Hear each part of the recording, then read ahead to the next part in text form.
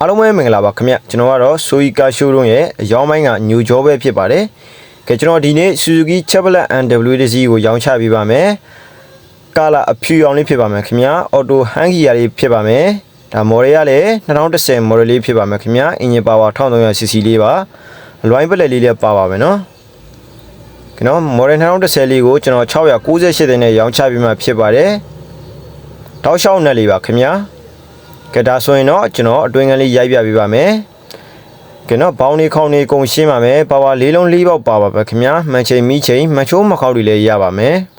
အော်တို 2 Hang-gear လေးနဲ့ရရှိပါမယ်ခင်ဗျာ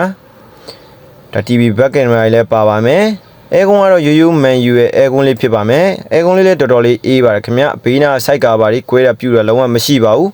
အတွင်းကလေးလည်းတော်တော်လေးတန့်ပါတယ်ခင်ဗျာကဲဒါကတော့အနောက်ခန်းလေးပါ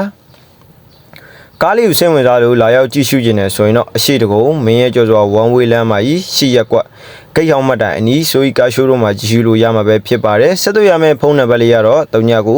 ကိုဆက်သွယ်မေးမြန်းနိုင်ပါတယ်ခင်ဗျအားလုံးကျေးဇူးတင်ပါတယ်နောက်ဗီဒီယိုမှာပြန်လည်ဆုံတွေ့ကြပါဦးမယ်ခင်ဗျာ